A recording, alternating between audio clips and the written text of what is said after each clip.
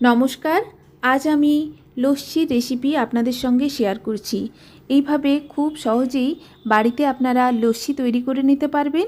খেতেও হয় একেবারে রেস্টুরেন্টের মতো। অবশ্যই রেসিপিটা ট্রাই করবেন। এখানে আমি 2 গ্লাস মতো লস্যি তৈরি করেছি। 2 গ্লাস লস্যি তৈরি করার জন্য 400 গ্রাম মতো দই ব্যবহার করছি। 400 গ্রাম মতো আমি দই, আমুলের টক দই নিয়ে নিয়েছি। কিছুটা পরিমাণ কেশর আমি অ্যাড করব লস্যিতে। 8-9টা গোটা কাজু নিয়েছি। 2 চামচ মতো ছোট ছোট করে কেটে রাখা আমন্ড বাদাম নিয়ে নিয়েছি। কাপে নিয়ে নিয়েছি 1 কাপ মতো চিনি। দেখুন, এরপর একটা মিক্সার গ্রাইন্ডারে সমস্ত টক দই নিয়ে নিচ্ছি।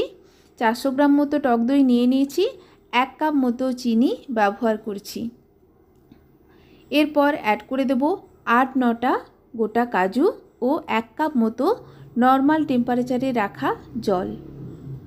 আপনারা যদি এটা গ্রীষ্মকালে তৈরি করেন তাহলে এখানে আপনারা আইস কিউব অথবা ঠান্ডা জলও ব্যবহার করতে পারেন। যেহেতু এটা শীতকাল, আমি সেই হিসাবে নর্মাল টেম্পারেচারে রাখা জলই ব্যবহার করছি। দেখুন, মিক্সার গ্রাইন্ডারে আমি একটা স্মুথ পেস্ট তৈরি করে নেব। এরপর এইভাবে আমি স্মুথ পেস্টটা তৈরি করে নিয়েছি। ঘনত্ব দেখেই বুঝতে পারছেন, ঠিক এই রকম ঘনত্বের আপনারা পেস্টটা তৈরি করে নেবেন। দেখেই বুঝতে পারছেন একেবারে সার্ভ করার জন্য রেডি আমার লস্যি। এরপর আমি গ্লাসে লস্যি সার্ভ করে দেব। দেখুন, প্রায় 400 গ্রাম দইতে আমার 2 গ্লাস মতো লস্যি তৈরি হয়ে গেছে। এইভাবে লস্যি তৈরি করলে খেতে কিন্তু অপূর্ব হয়। একবার রেসিপিটা ট্রাই করে দেখতে পারেন।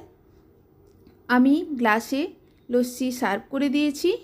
ওপর থেকে এরপর আমি ছড়িয়ে দেব কিছুটা পরিমাণ কেশর ও ছোট ছোট করে কেটে রাখা আমন্ড বাদাম। একটু গার্নিশ করে দিলে দেখতে যেমন ভালো লাগে, খাওয়ার সময়ও ভালো লাগে। এইভাবে আমি কিছুটা পরিমাণ কেশর ও আমন্ড বাদাম দিয়ে গার্নিশ করে সার্ভ করছি। খেতে দুর্দান্ত লাগে। অবশ্যই রেসিপিটা ট্রাই করবেন। একেবারে সার্ভ করার জন্য রেডি আমার লস্যি। রেসিপি ভালো লাগলে ট্রাই করবেন। ধন্যবাদ।